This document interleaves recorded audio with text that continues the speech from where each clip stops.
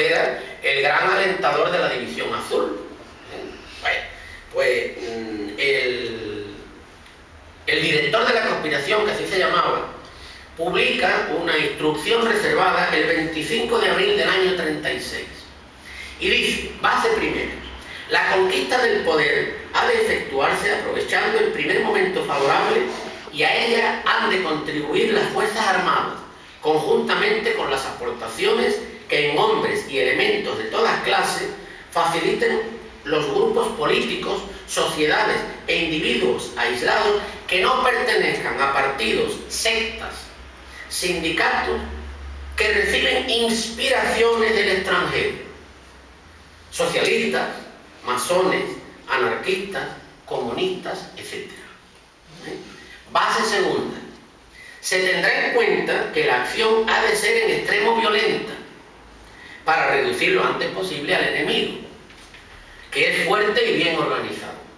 Desde luego serán encarcelados todos los directivos de los partidos políticos, sociedades o sindicatos no afectos al movimiento, aplicándoseles castigos ejemplares a dichos individuos para estrangular los movimientos de rebeldía o huelgas.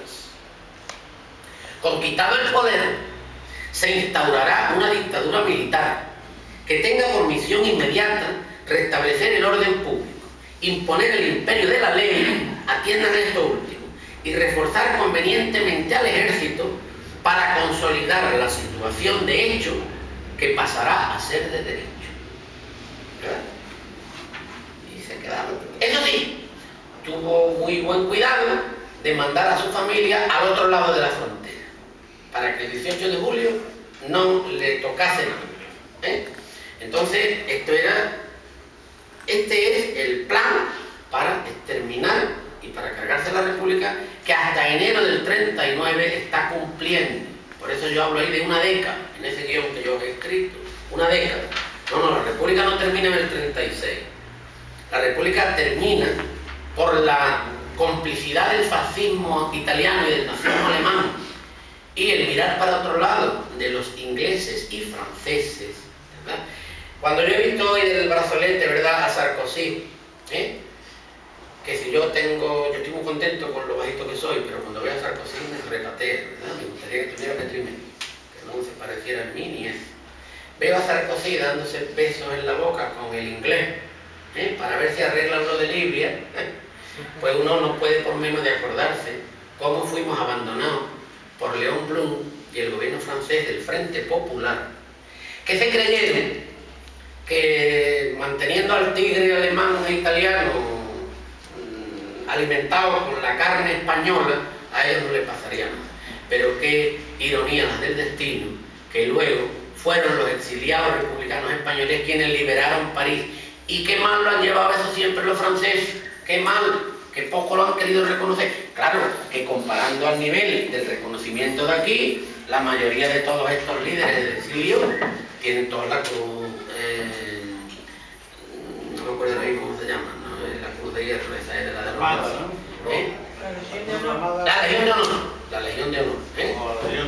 La Legión de Honor. Entonces, pues bueno, y ahí hay auténticas figuras, no solamente los que entran en París. Yo conocí a un militante del Partido Comunista de España llamado José Antonio Alonso en Argelés, y lo digo a boca llena porque no lo tengo aquí, la estampa que otros amigos míos han leído de la correspondencia de él y mía. Y José Antonio Alonso, que era el comandante Robert, liberó él solito con su partida de comunistas españoles metidos en la resistencia la región de Foix, en los Pirineos Atlánticos.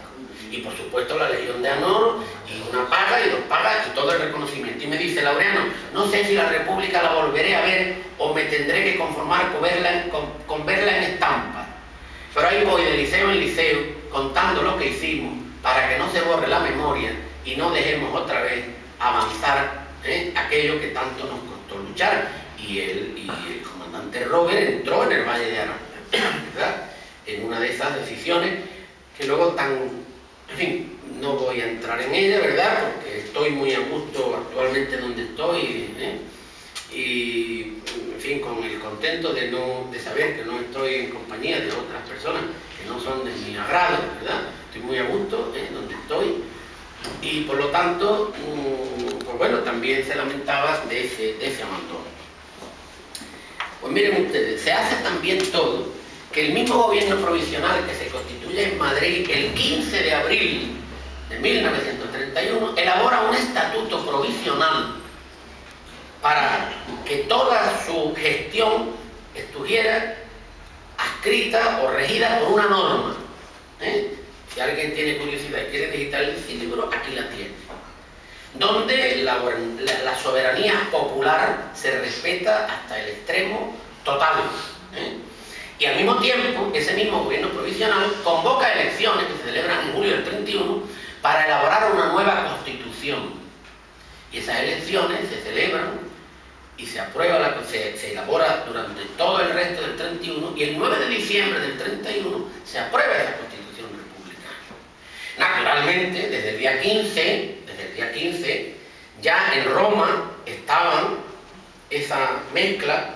Bueno, porque hay otros personajes que no hay que perder de vista. El cardenal de la Santa Iglesia de Roma, don Pedro Segura Sáenz, que era entonces arzobispo de Toledo, y que el día 15 el ministro de Gobernación, que era de la derecha católica, como Alcalá Zamora, don Miguel Maduraga Mazo, tuvo que poner en la frontera, es decir, expulsarlo de España el día 15. Bueno, ese era otro signo evidente de los elementos por los que tendría que luchar la República. Y bueno, y luchó, y no solamente luchó, sino que el funcionamiento desde el año 32, el 33, el 34, el 35 y el 36 fue un funcionamiento pues de una claridad extraordinaria y al mismo tiempo teniendo que dominar unos resortes de hundimiento. Porque claro, ya en el año 32 empezamos con el general don José Sanjurjo, ¿verdad? ¿Saben ustedes que era el director general de la Guardia Civil cuando se va el jefe del Estado? Pero como no está claro todavía, sí lo estará, aunque todo el mundo se transmite esto de boca a boca, las circunstancias de la muerte del dictador Primo de Rivera, a mí me decía mi duquesa Roja, a quien yo quiero mucho y también le rindo homenaje, mi duquesa de Medina Sidonia, Isabel Álvarez de Toledo, que los reyes de España utilizan a la nobleza como cleaner, los utilizan y después los tiran. Y si te vi, no me acuerdo. ¿Y por qué me decía esto mi duquesa Roja, con quien conviví durante 25 años, que me marcaron en mi vida para bien, para extraordinariamente bien? Porque su abuelo, Gabriel Maura, que había sido uno de los financiadores del golpe de Sanjurjo, del golpe del 36 y todo lo demás, su majestad, que ya había muerto, pero el sucesor, que hoy figura en el historial, está muy bien ahí está muy bien todo guardadito, con el nombre de Juan III, más de ironía. Pues hubo un momento que vio que esa generación de monárquicos antiguos ya no servía, que había que apuntarse a los Opus Dei, había que modernizar. Y el Opus Dei entró en tromba en el Consejo Privado. Y a partir de ahí, pues entonces ya los antiguos monárquicos, despechados, pues se volvieron enemigos acérrimos, enemigos acérrimos. Y yo tuve muy buenas conversaciones, vamos, fíjense ustedes, si esta duquesa Roja se desclasó, que con presencia incluso de fuerzas de orden público, a ver qué se decía allí, yo participé en un ciclo que se llamó El laicismo como valor republicano y que se celebró en el Palacio Medina Sidonia de San Lucas. Entonces, pues bueno, ella hizo claramente adscripción a eso, ¿no? Entonces, pues esa evolución, esa amalgama, era imposible que los jornaleros de Ronda tuvieran que ganar un duro. Pero ¿cómo y cuándo? Un cacho de tocino y un cacho de pan y de sol a sol 8 horas, ¿pero esto qué era? ¿Pero qué insolencia era esa? Y los jurados mixtos, ¿eso qué era? Y entonces, bueno, ya, más luego, pues el ministro de las Mil Pizarras, que es el que da nombre a la calle principal del Polígono del Fuerte, que de verdad que insisto mucho en eso, porque cada vez que voy en los amarillos para Málaga y veo a don Fernando de los Ríos allí, igual que veo a don Francisco Villa, que podría haberle hecho un pedestal un poquito más ancho, que la cara casi es más chica, un poquito más grande que el pedestal, que se cae un día de la estatua de don Francisco, ¿no? Eso sí, ¿verdad? Tenemos, ¿no? Ya en el parque pues tenemos el símbolo, o los símbolos rondeños, ¿no? Pues yo reivindico desde aquí a la figura de don Francisco y de don Fernando de los Ríos, de don Fernando de los Ríos, que fíjense ustedes el secretario particular que tenía. ¿Saben quién era el secretario particular de don Fernando de los Ríos? Federico García Lorca, ahí en Nava. Estaba en su gabinete del Ministerio de Justicia, y estaba a su servicio trabajando con él en el ministerio, y le hizo, bueno, hay unos poemas muy bonitos de García Lorca, de letrillas fantásticas.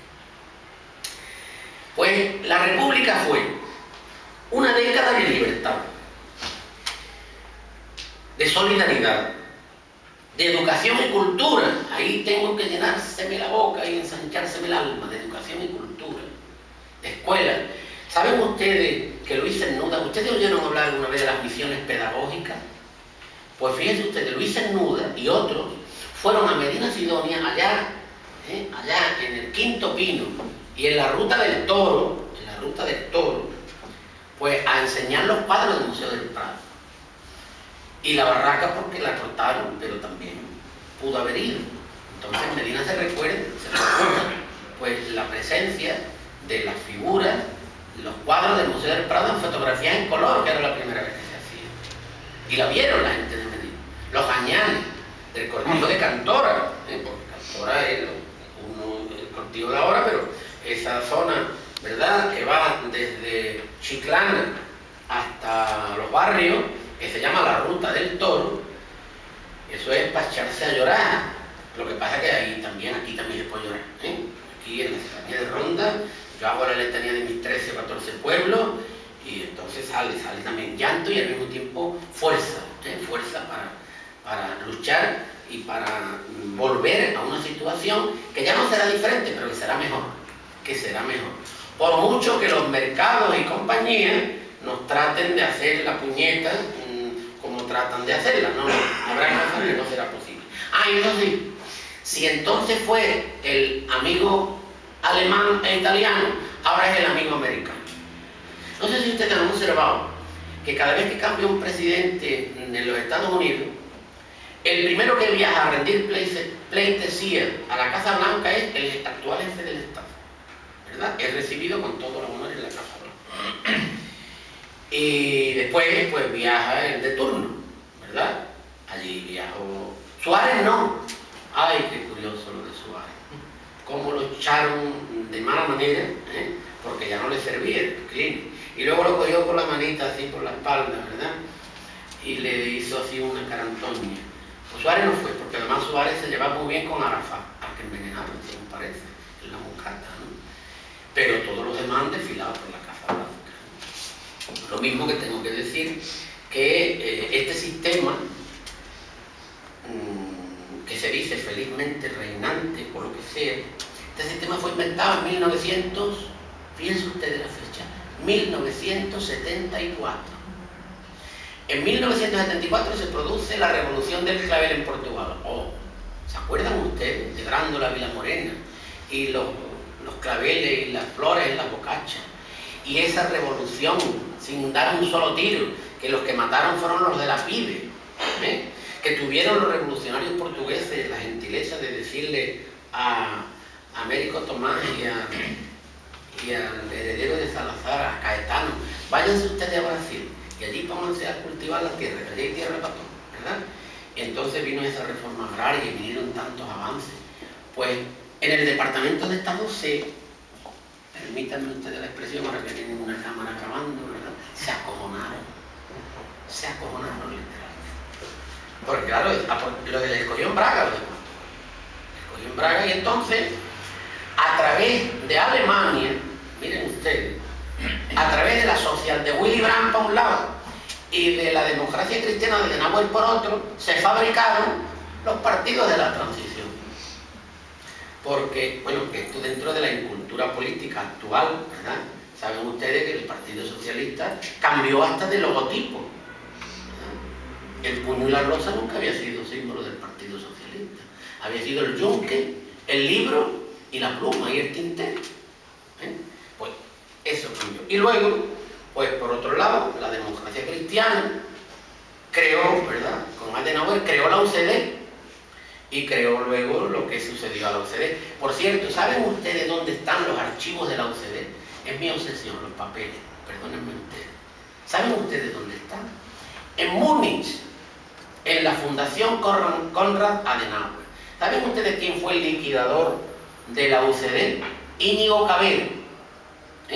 Y Íñigo Cavero, como no tenía dinero para pagarle a la cristianodemocracia alemana, creo que eran 1.200 millones de pesetas de los años, pues, 70 y tantos, finales de los 70, pues entonces los alemanes arramplaron con lo que pudieron y se llevaron los archivos del partido de la UCD.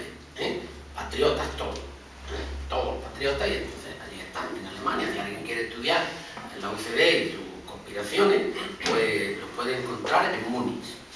Bien, entonces ya os he leído las instrucciones reservadas, las instrucciones reservadas del director del golpe. ¿Quién era el director del golpe? Pues el director del golpe era un cubano, pues que aliado con la oligarquía española en Cuba,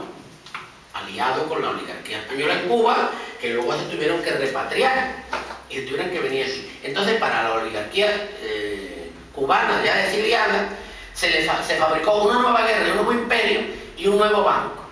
¿Se recuerdan ustedes el célebre Banco Hispanoamericano? Pues ese Banco Hispanoamericano nace a partir de los capitales. A Cuba la dejaron pegadita a la pared, y entre ellos también vinieron los milicos, y entre ellos, ¿verdad?, el general Mola.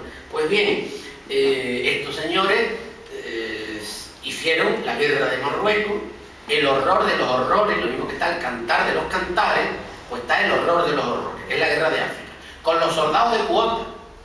La mayor injusticia que uno se puede imaginar. Los ricos pagaban la cuota y no iban a la guerra. Los pobres iban de carne de cañón. Y entonces esa fue la guerra de África. Una sangría a lo largo del primer tercio del siglo XX. Pues bien, frente a esto, que es lo que destila el director de la conspiración,